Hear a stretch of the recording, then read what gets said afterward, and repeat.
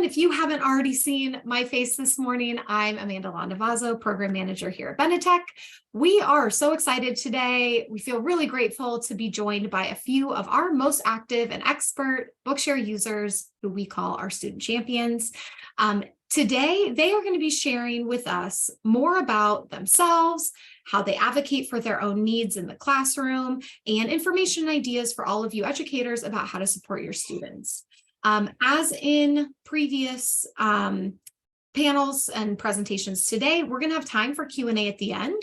So as questions come up that you have for these students, put those in the Q&A box, and we'll be taking those both throughout our time and at the end of our session. So I'm just going to jump right into it. We would love to start by really learning more about each of you. So if you could, please introduce yourself, give us a little bit about your background. And Ella, I'm going to have you start us off. So hi, I'm Ella.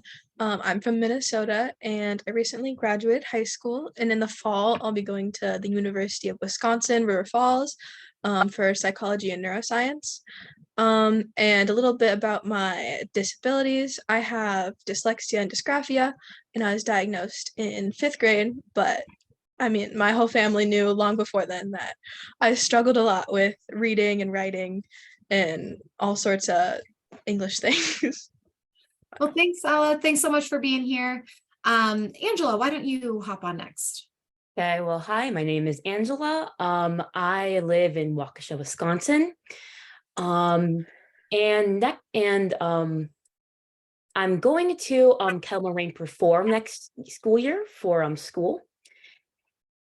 And my disabilities, I do have some physical and print disabilities, so I do use assistive devices in order to get around and walk. And I've only been recently diagnosed with, a lot of different things, but for a long time, I've struggled with reading. Great. Thanks, Angela. And you're going to be a junior this year. Is that right? No, sophomore. Sophomore. Okay. You're always so put together when we talk. I just always assume you're older than you are. Well, thanks so much for being here, Angela. And then Acer, last but not least. Yeah, so my name is Acer. I live in Michigan. I just graduated from high school about a little over a month ago, actually. New graduates. And I don't plan on going to college immediately, but I would like to see if I could eventually go to Western Michigan University, because they have an amazing music program there, and that's the thing I want to do. I'm a very musical person, and I want to pursue that. And not to mention, also, they have a very good way with blind people, because many people who I know have gone through it. Oh, awesome. Well, we'd love to hear about those plans. We'll be talking more about, kind of past experiences and what's upcoming for all of you. So thank you all again for being here. We're really excited to just kind of hear more about what you have going on and what you can share with this group. So I would love to hear, you shared a little bit about your reading struggles, your disabilities. Would love to just hear a little bit more about that. Like, when did you first realize that you were having struggles with reading? Kind of how did you find out? What was difficult for you? Angela, would you like to start? Yeah, for sure. For as long as I can remember, really, I've always had some type of need for glasses, but even with my glasses and whatnot, for the longest time, text would always be blurry. They would be double vision, I'd always have a hard time reading normal textbooks or text that I would have at school. I think the first time I actually truly realized that maybe I am struggling with reading was probably in 5th grade, when I was trying to read these smaller textbooks, and I was really struggling with it. And I felt kind of scared to tell people that I was struggling. Sure. A bit hesitant about it, but then this year I kind of had to speak up and go, look, I am having a hard time reading, and I, particularly in high school, and I would really, I could really use larger print text in order to read better. Right. So it did take me a long time to actually speak up, and be open about the fact that I was struggling.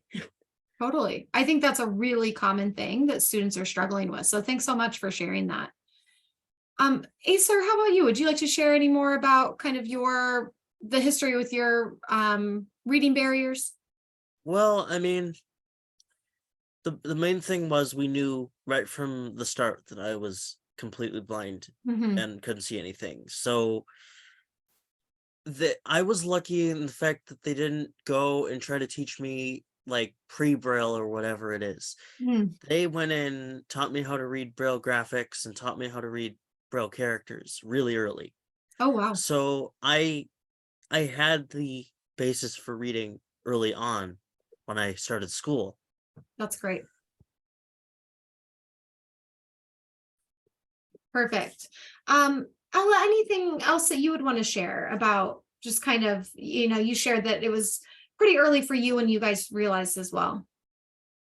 Yeah, I know. I really didn't think I had any problems for a long time, especially in elementary school. I kind of just thought everyone struggled as much as I did to read. And it wasn't really until like fourth-ish grade where people were starting to read chapter books and read all other kinds of things. And I still like struggled with sight words and like reading small books and all that kind, like putting together words. So yeah, it's just kind of always been present. Well, I think that one thing that's clear and, I think is true for the vast majority of students that are struggling with reading is that at some point you are very aware of what's going on with you. You have a lot of knowledge about your reading needs and your disabilities.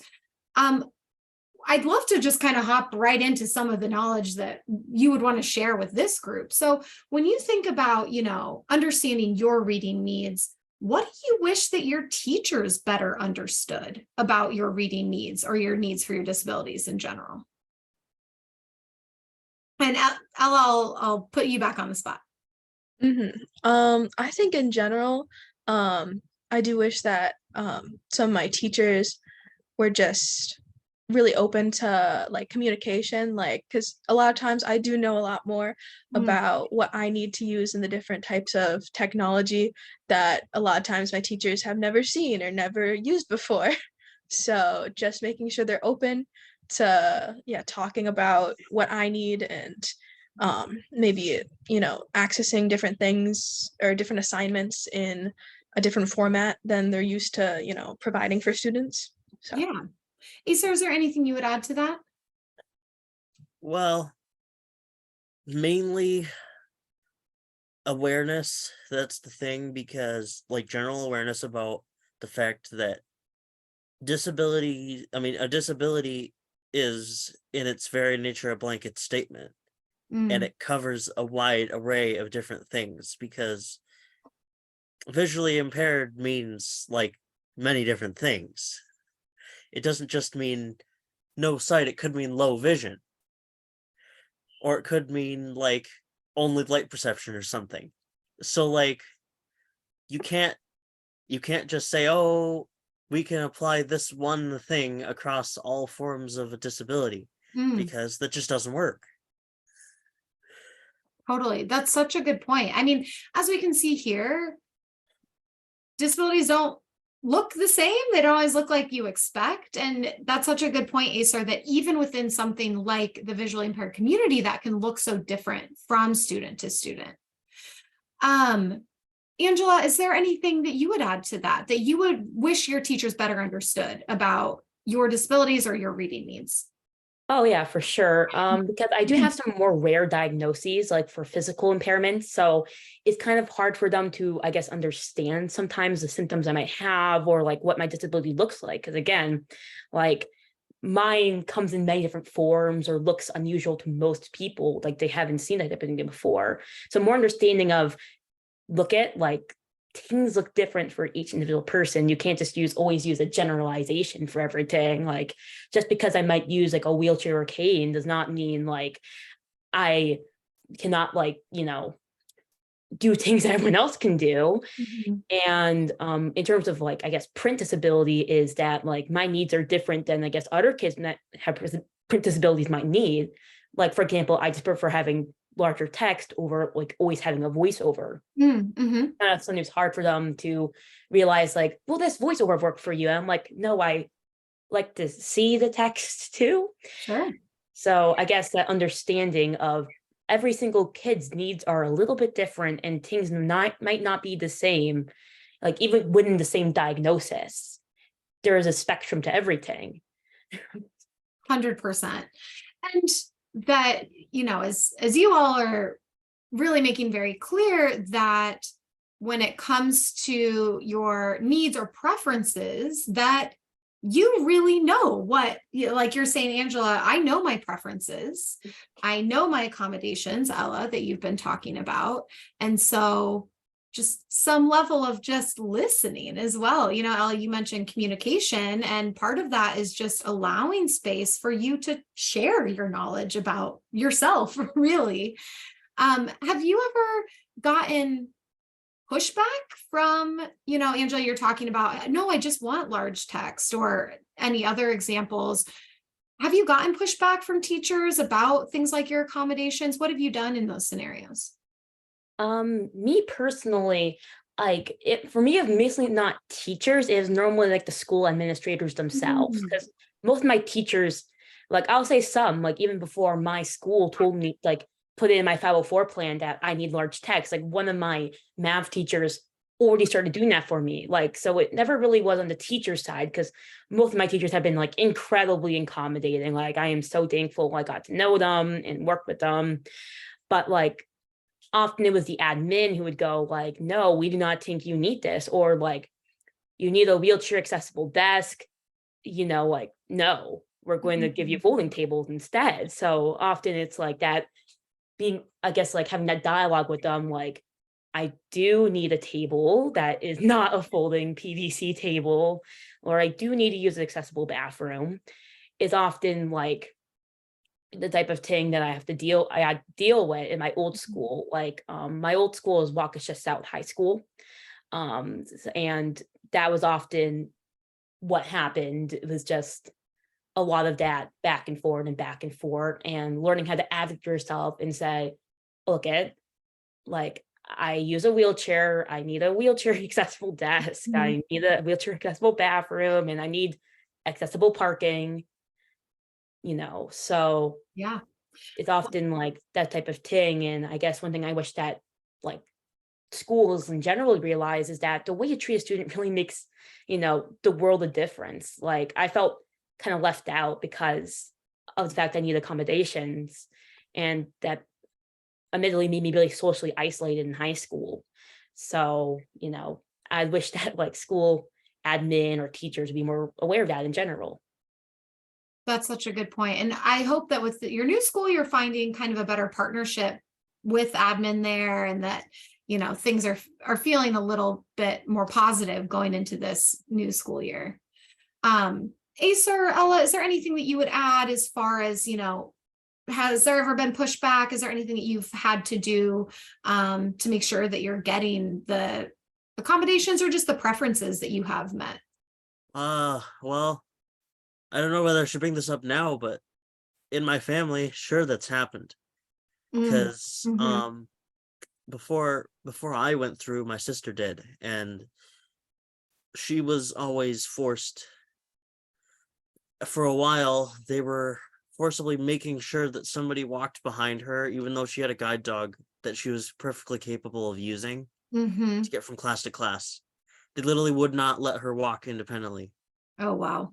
And it took a while. Even when like people from the guide dog school came over to, help us out, it took a while, and they really they weren't accepting of that immediately. It took us months, I think, if I remember right. Yeah, I know, I'm sure that you all kind of have stories like that about, having to kind of be the trailblazer a little bit when that really isn't something that should be on your plate as a 14, 15-year-old student, just hoping to get through the school day like everybody else. Ella, anything you want to add there? Yeah, I think in my experience, a ton of my teachers were like super accommodating. Mhm. And even though, yeah, a lot of the times I was like their only student or one of the very few students that had the type of accommodations that I needed, a lot of times they were really willing to work with me. And the only couple of times that I got a lot of pushback, a lot of times it was teachers not understanding why I Mm. need certain accommodations, because I don't look like someone who needs like any accommodations most of the time. Um, and so when I approach them and say, hey, I need to have these in accessible formats and be scanned a certain way, that a lot of times it's like, oh, but why? Yeah. And that's the main thing. Well, you've all mentioned, that you have worked with a lot of teachers who have been really accommodating and been really great to work with. And so, on the flip side of that original question, I'd love to hear more about what have been the most helpful things that your teachers have done for you when it comes to understanding your accommodations or your needs. What are the positive things that have been really helpful? For me, I guess one of the teachers I remember most vividly because of how like incredibly accommodating or like I guess like just how it's just hard to explain really. Like I'm so thankful it's my life, but the fact is always willing to listen. And Mm, he saw me struggling, he would go, "Hey, what could help you not struggle like that?" Like, he saw me trying to read my text, like, up close to my eyes. He'd be like, "Hey, what's a good print size for you that I can print it out for you in?" Or, "Here, have, like, a PDF you can download on your iPad and use in Voice Stream." mm, Like, that willingness to accept my, like, ideas or even just, like, straight up asking if he sees me struggling, something that I've always like immensely appreciated about this teacher. He was just always there with me, I guess, and everything. Just like, even if the school admin did not do it, he would do it on his own. Like he got me my own desk. He oh, was just wow. he was incredible. Like, I always remember him as one of probably the best teachers I've ever had. Oh, that's amazing. I love that. And such a good point about listening, and also sounds like such allowed you to be such an equal collaborator in his classroom also, which is really cool to hear about. Ella, and what about you? What are some helpful things that teachers have done? Yeah, for me, like Angela, the like best teachers that I've had have really reached out to me and like asked what I need, because a lot of the times I do have to advocate for myself, and like it's a lot of telling teachers like what I need and when I need something to be different. But I've really appreciated when teachers have like known a big test was coming up and said like, hey, what format do you need this in? What's gonna work best? And that's really helped me to like then prepare, because sometimes like I come into class and then they're like, oh, there's a test today.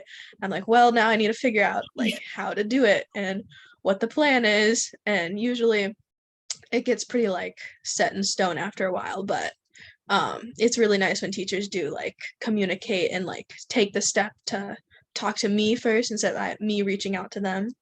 So Totally. Yeah, being a little more proactive. mhm. That's great. Acer, what would you add to that? Well, practically all my teachers later on during my high school and middle school time, which was the past 4 years mainly, have been very open and very supportive. And like for some things where it might, where there might be a lot of, say, repetitive questions or whatever, say it's like a practice sheet, like a worksheet for a math class, it was always given that if there were a lot of questions basically asking you to do the same thing, just so you could get practice on it, Mm, that I would not have to do as many.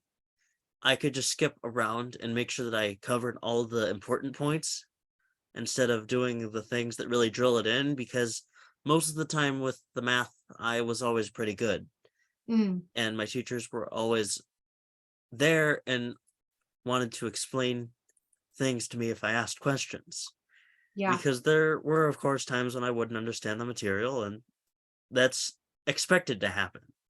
You're not always expected to understand everything, and they knew that. Mhm.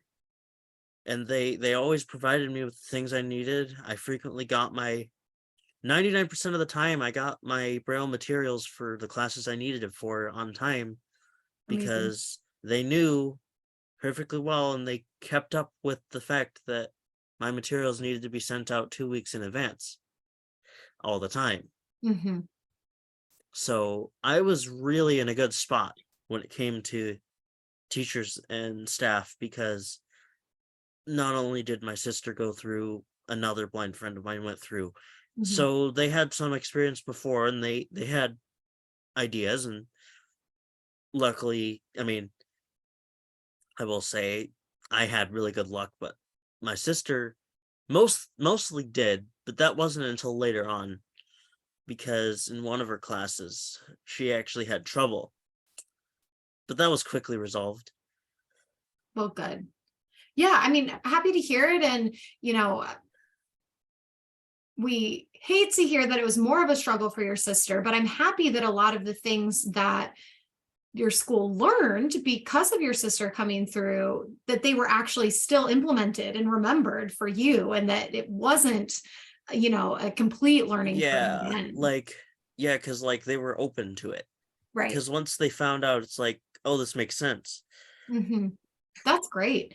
I think a lot of the things that you all have talked about really boil down to really open communication with you, and kind of your desire for teachers to take a little time to understand what's going on and really understand your needs. One of the things that I've talked to all of you about previously is that a good way to get some of that understanding and to also have those lines of communication open are to attend your IEP meetings and the importance of that. And would just love if you'd want to share a little bit about, is there anything that you'd want teachers to understand about your IEP or 504 meetings, and why it's important for teachers to be there? And Ella, why don't we start with you? Yeah, I think it's really important for teachers to be there and to sit through that meeting, because it does really explain a lot of what type of accommodations like you need. Like in my experience, especially this past year, I only had a couple teachers come to my IEP meeting, and there was a noticeable difference between like the level of understanding of the teachers who were there and who got all the intricacies kind of, and the small like details of like what I need and why, and in what like scenarios I need different accommodations, as opposed to other teachers where I'd have to email them afterwards or contact them and try and get all that across. But yeah, it's kind of just like a jump start. Like you already have all the information you need. That's such a good way of putting that, a jump start. You've mentioned too, Ella, a couple of times the why, not just, what are my accommodations, but why do I need these accommodations, and how important that is for teachers to understand. And I just love the way you put that. That's so great. Asa, is there anything you would want to add about kind of just the importance of IEP meetings and what you've seen from teachers in those meetings? Well, I mean, for the longest time, because there was a year when I only ever took one class in public school and I took everything else at home. The thing was, it made sense that since I had to have a teacher representative, at least one, that my one teacher would be there. And that sort of became the thing even after I got back into mainline school, when things turned normal, when I'd have 6 teachers every day. But I think one major problem is that one of the things that was always defined in my documents was that because of the fact that the halls can get quite crowded between classes, I am given 5 extra minutes past passing time. I knew that. The people who worked closely with me knew that, but some of my teachers didn't know that, and then I'd get in trouble. Well, I wouldn't get in trouble, I'd just get marked. I'd just get marked not there or tardy, because they didn't know, because they probably didn't read the thing. I'm willing to bet they didn't, because even later on in my school career, many of my teachers didn't come. Yeah. That's such a good example of a pretty simple accommodation, very easy to understand, that if you weren't there, you didn't read the documentation, that they would have just missed. Yeah, and that especially became a problem near the end of the year because you know how things get, Right. because kids are like, I want to get this done with, and then it's like, Yeah. if they're in the way, I can't get to class. And I mean, it would, and ironically, they understood because it was another easy thing on the flip side of this is that I was allowed to leave classes early if I had to beat the crowds. And they all understood. Yeah. I was allowed to do it every day that I absolutely needed to, and they understood it. Yeah. And a great example of being flexible and, a little creative in how you can work with somebody's accommodations also. Angela, what would you want to add to kind of this IEP conversation? Well, I have attended a lot of 504 and IEP evaluation meetings because I've had a lot of them. But what I'll say though for sure is at least in my school district, the policy is always only one teacher attends. And one thing I've always noticed is that the minute after we have one of those meetings, they'll suddenly accommodations become 10 times better because they have that insight into when I speak at those meetings about my needs or my preferences, they kind of realize oh, this is what helps her do the best in her classroom. Instead of going off of preconceived ideas, because again, my school admin was not the best at communication, admittedly.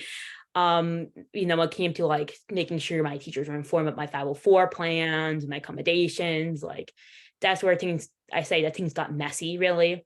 Because I had some times where, for example, I needed extended time on a test, and my teacher would go, I don't know you need that because I didn't read your 504 plan. And I'm like, okay, well, please read it. And I have to second the hallway thing because I do also leave early because I cannot handle large crowds. I'd say my school is pretty good about that. Even the hall aides are they know me. They know that I need to leave early. They don't come after me or chase me or anything. They know that I have to, get going. Otherwise, I will be probably drowned out by the crowd and probably fall flat on my face. But I say even the most basic concepts are the ones that are most likely to get mixed up somewhere in the line. Because I do have some sensory stuff, so I cannot handle really loud noises. So I often wear headphones and a hat at school. And I've been questioned a few times about why you're wearing a hat or why you're wearing a headphone. It's you can't do that. You're not allowed to do that. And it's it's those little things that make your life a little bit I just wanted to read my book, and now I have to try to explain my entire list of accommodations to this random person that, I don't know their name, frankly. But I guess when it came to the more complex accommodations, that's where things got really, I guess, messy in terms of understanding on all sides, really, because I do have fainting episodes, I do have seizures, and for people to understand, for me, they're non-epileptic, that please do not call 911 on me. Please don't. That's an overreaction. And even in general, do not leave me alone in a room so I don't injure myself, has always been something that I guess is one of those things that I really wish that was more clearly communicated through 504, my 504 plan, or B, just more understanding of how that worked. Because I can tell you, even when some people attend those meetings, they walk out, if they don't pay attention or are playing on their phone the entire time, they walk out with the same understanding of Totally. what your disabilities are and what you need. Well, Angela, I'm going to segue us into a different question, but I would like to come back to you because I think this is kind of really applicable here. One of the things that I'd love for you guys to talk about is how teachers can be a good support for you as you're transitioning, say, from lower grades into middle or high school. And so this is a question to all of you, but Angela, I'd love for you to start. As you're transitioning to, say, high school or to a new high school for you, how do you go about getting these accommodations across to a new group of people? How can teachers be a good support for you as you're transitioning into, say, a new grade or a new school? Yeah, so like since I am moving to a new school, it is an art school. I am doing music over there We because I have am a lots of cellist. musicians here in the group. Yeah. Ella too So now. like working, like I'll say so far that I really appreciate it when the school reaches out to me first because we were even off to a good start with this school because they actually reached out to me and asked me like, hey, look it, we saw you had a 504, like what do you need? They were really open to that dialogue, and like we have a meeting with them in August to set things up. And those type of little things, like the fact that they were willing to reach out to me, that I didn't need to reach out to them first and tell them everything, it just makes like the experience much more smooth when you kind of know that they are aware that you need assistance and they are open to hearing your feedback and your needs. Over my previous experiences where it was a constant tug of war over, look at, I need this thing and we don't want to give you this thing. When they're open to that like feedback or dialogue, it's a world of difference, really. And Angela, it sounds like maybe with this new school, it's more clear who's available to you to make sure that things are happening, that your needs are met, that meetings are being set. Is that true, that it's just like clear to you who that person might be as opposed to school before? Yeah, 100%. Because like when I filled out my open enrollment application, like they knew I had a 504 plan and they knew that like I'm a student coming in with a disability. So that, I guess that could have helped them with their like, oh, this kid is going to need accommodations and is going to need a bit of extra support. And I Yeah. guess my previous experiences let me know like who's to contact or like, you know, what I'm supposed to do in that situation, and even feedback from like my doctors and whatnot, like my care team have really helped. Like, oh, maybe reach out to this person because maybe they can provide some feedback, or maybe they can help you in this transition process with your, you know, with your like different physical and print disabilities. So those, that does help a lot. Great. Thank you for that. Ella, what about you? Would you add anything to this around, how teachers can be helpful and supportive as you're transitioning from school to school? For you and Acer, you've just graduated high school. It could be around that transition as well. Yeah, I think what I found through transitioning like from middle school to high school is what was helpful for me. It was to like have those meetings, and even while I was in middle school, like I remember having a meeting talking about how high school was going to be different, what things were going to be the same, and like making a plan with like the team I had there for a smooth like transfer over, because I like had a whole new set of people who I needed to inform like what I need and what's going on. And so I think I remember sending out like emails to like all my teachers too of like just getting like ahead of the like beginning of the school year where like they're meeting all these people, just making sure they know, hey, I need these things like from day one starting. And I guess the same thing goes for my transition into college.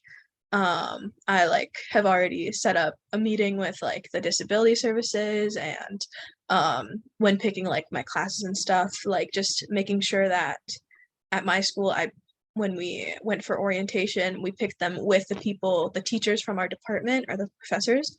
So like I could tell like the person who was helping me there, hey, I have like these needs and these different accommodations for like even just using the computer that they had there and like that stuff. So already getting to introduce myself to those people was really nice and meet them. You are all so proactive, so good at advocating for yourselves. And I know this is a learned skill out of necessity over a lot of years, but it's really amazing to hear from all of you. Acer, is there anything that you would want to add as far as transitioning maybe from school to school, grade to grade, out of high school? Like what's been helpful for you?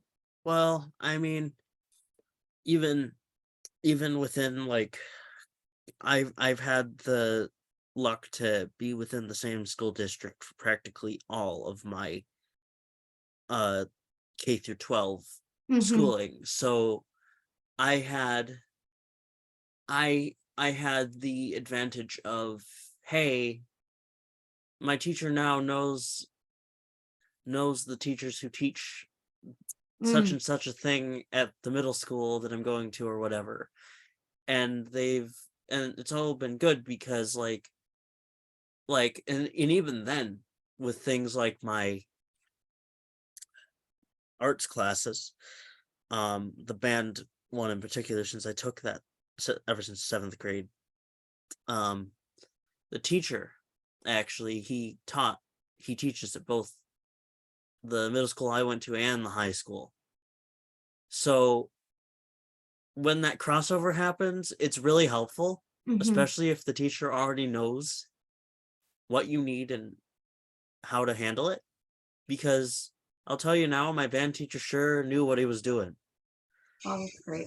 And so that's a thing. And then of course, I think it helped that some of my teachers explained to everybody in some cases, okay, when you get into high school, you're gonna have to be prepared for this such and such thing is going to happen in your whatever class. I don't know.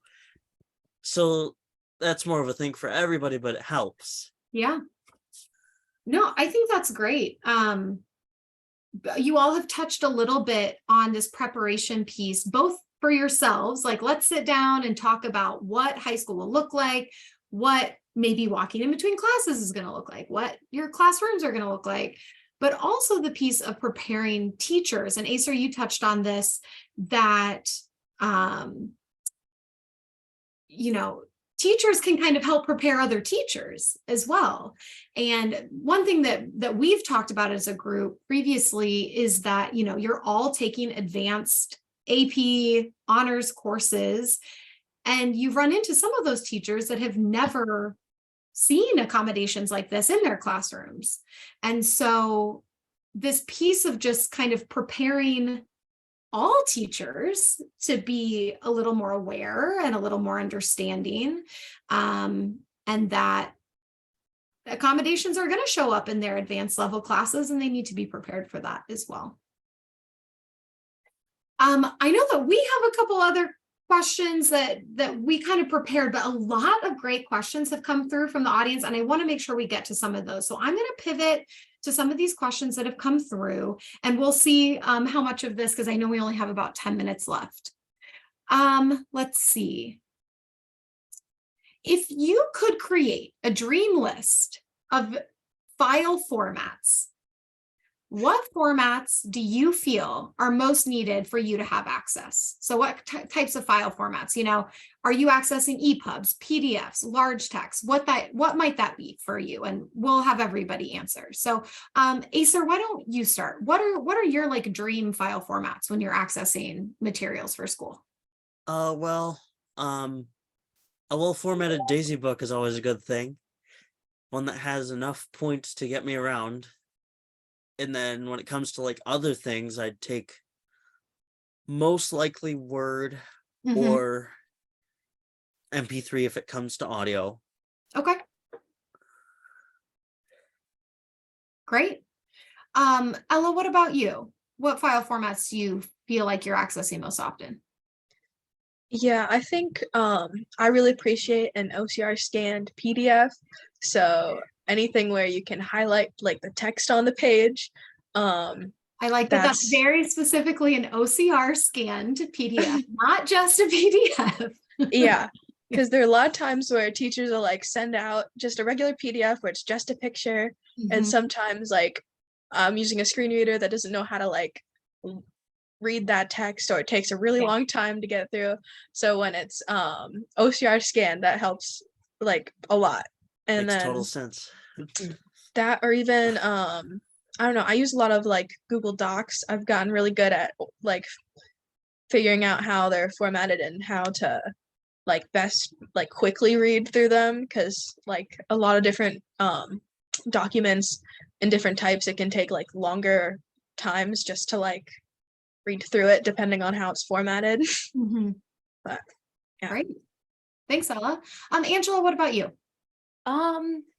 I'll have to say that anything in like a digital format where you can zoom in and they're not going to become ridiculously pixelated is already good in my book, because my standards are pretty low. As long as it's not one of those like horrible like textbook photos, or take a photo of their textbook or scan it and it's all messy. Like, I am not super picky, but I do prefer a well-formatted PDF or like a Google Doc. Please do not send me like screenshots that you put into your reader and it's just like picture. Don't do that. Such a good tip. Don't do. Love that. Thanks, Angela. So this question came through for Ella, but I actually think I'd love to hear everyone's answer to this. So when you were, kind of first getting this help with reading instruction and maybe reformatted assignments and things like that, what methods of instruction for reading tasks really benefited you and didn't frustrate you, that kind of really helped you keep a level of enjoyment in reading? Is there anything that you can think of that really helped during that process? Ella, it looks like you were ready to answer. Yeah, I think for me, so I got like Bookshare and VoiceStream Reader in 5th grade, and originally I just had like a personal account and I started just trying to find books to read for fun. I think that was a huge component of motivating me to like read more and like be more invested in school, was initially like not doing it for schoolwork. Like That's a great tip. Yeah, finding books that I like to read, basically. And then when it came to like doing actual schoolwork, I think a lot of the times, as long as I had support or like from either a teacher or even just classmates, like doing group activities and things, I know sometimes people can be embarrassed that like it's harder to read, but I found it a lot more motivating to like do work with another person as opposed to just trying to like struggle through a paragraph by myself. I love that. So yeah. Great idea. Angela, what about you? Yeah, for me personally, like I got my like Bookshare and like VoiceStream Reader account like this, like probably like this year, like in 9th grade, because again, I didn't tell anybody for the longest time until very recently, where I had the courage to speak up for myself. But I'll say, like, I was already a very vivid reader to begin with. And again, the only thing that like frustrated me is like, I see this interesting book that I really wanted to read, and shoot, I can't read the text. Wow. So just having, like, I had the individual member account where they let me choose whatever I want, and like, because they trusted me enough to, have autonomy over what I wanted to read and what I didn't, because apparently my school district only had those like controlled accounts where they like choose a book you can read for most kids in the district, like actually all kids in the district actually, except for me apparently. So I did get my own individual member account, and that really helped like incentivize me to read, because I'm like, oh wow, look at all these books, like man, I can read everything now that I ever wanted in a way that does not drive me crazy. So that just really pushed me to like just keep on reading and keep on going. And I do have the second, like the group stuff, because it is kind of embarrassing when like everyone else is reading like from a paper book and you're getting out your iPad, your special version. But like, I guess what I find really helpful is when you're kind of like, your group is more accepting of that. Like, you're like, look, I might take a bit longer to read because I have difficulties reading, so please be patient. And when they're really understanding of that, it makes the world of difference instead of feeling like an outlier or kind of awkward about it. Just having that like support from classmates is incredible. I love that. That's great. Acer, what would you add? I know you mentioned earlier that one thing for you was being able to learn Braille really early.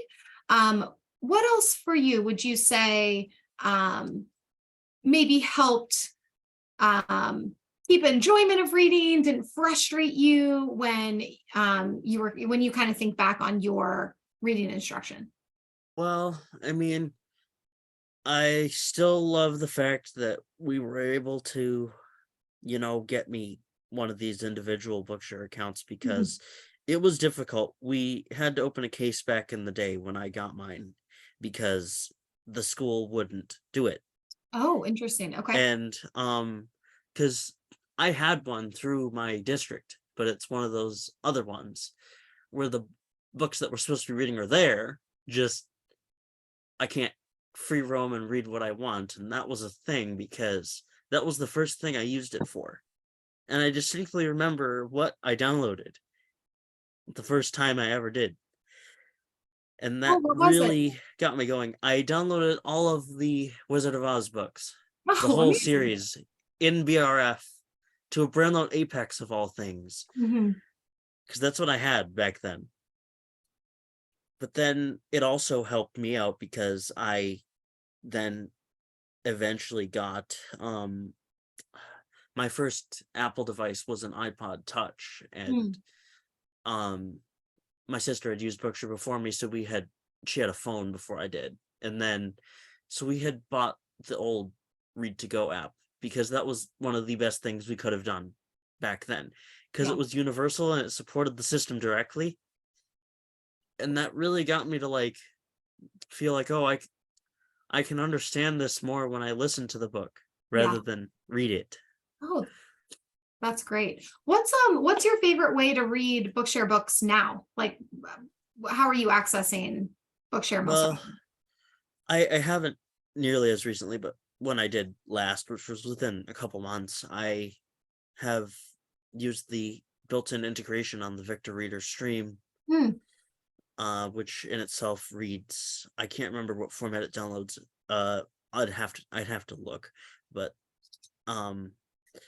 it reads just fine. It reads using the text-to-speech system, and most books, if they're well formatted, which most of them are, I can quickly jump around the way I want to.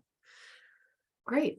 Yeah, I think somebody put this in the chat, and I think it was also going to be what I said, but I think it's generally streaming Daisy.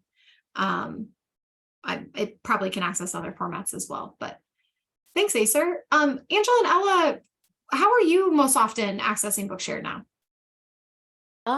Personally, I tend to use like I used to use VoiceStream when my school like provided it for me.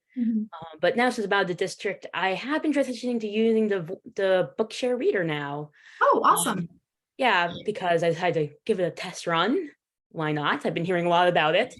So that's been my main, I guess, form of reading books as of late. Awesome. Well, are you accessing that like on an iPad, on your phone? I use an iPad because phones are my nemesis. Yeah. Because I have like an iPhone, and the fact that I have a home button really bothers me. Because I can't, like, my fingers don't always want to be cooperative. So it can be kind of a pain. So I tend to use an iPad just because it's bigger, easier to zoom in on things without the whole thing going kaboot. So yeah. Ella, what about you? Yeah, I do all of my reading, and like all throughout high school, I read basically everything on my phone using VoiceStream Reader. And like I download my textbooks and my books for fun. Awesome. All there. That's really helpful. And I think just speaks to, as we've been talking about all day today, how it's different for everybody, and you have your own preferences and you have these choices, whether it's for Bookshare or any other accommodation that you're talking about. I know that we are at time. I'm going to steal 2 minutes of everyone's time because I have one last, I think, really important question for this group, and then we will let the group go for a break. But I would just love really quickly from each of you, what's your advice for students that are struggling with reading and would benefit from using accommodations or technology? How can they get started? What's your advice for students? My advice personally is someone who took several years to admit that she had a hard time reading, and who, I guess, like partially what I would tell my past 5th grade self would be just tell somebody. Just like tell anybody, tell your teachers, tell like whoever you feel comfortable telling. Just don't be afraid that because you don't want to be pointed out or something. Just be open that, hey, look I can't read this thing. Yeah. Like I am struggling. because especially for me, like I was a high achieving student. They didn't really like go, oh, she can't, like she's clearly struggling with her coursework or something. Like I did really well academically for many years. So no one really noticed that like my book was this close to my face because I couldn't, I'm like, it's all blurry in my head. Yeah. So speak up, just tell someone, just Yeah. tell anybody that you feel comfortable telling. Don't be afraid. So powerful. Thanks, Angela. Acer, what about you? What would you tell another student? Well, I mean, the thing is, you probably know it. Inside, you probably know it. If you're having problems, you probably know. You may not know what they are, but you probably know that something is up. And the thing is, you gotta just take the leap, tell somebody, and ask for help. Because if you don't tell anybody, what's gonna happen? Either you're not gonna get any help, or somebody's gonna notice, and then it'll be too late to do anything at all. So the important thing is that you have to be able to, you know, open up. Don't keep it to yourself. Yeah. If you know that something's up, ask somebody about it. You're not the only one. Yeah. So smart. Thanks, Acer. And Ella, we'll finish with you. What would you tell another student that's maybe struggling with some of the same things? I really love the what both of you guys said about being open to like talking about like what you're struggling with and all that, and then also being open to like using different types of technology and having different accommodations, because I know some people are like, I don't want to listen to a robotic voice all the time, and you know, you can either like work on it, get used to it, find other ways to do things, but like you have to go out and try a bunch of different like options basically, because not all reading is with your eyes. You can listen to things or like use different types of accommodations, and all of them work in different ways. Amazing. Thank you, Ella. Thank you, Angela. Thank you, Acer. I'm actually going to close quoting Angela. You said something that really stuck with me the last time that we were in a meeting together, that when we were talking about speaking to other students, and you said, you deserve these things. You deserve to succeed. You don't deserve to have your potential limited. And that's true for all students. And it's definitely true for the students here and the students that you all are working with. And so just thank you again to this group for coming and sharing with us. And thank you for sticking around for a couple of extra minutes.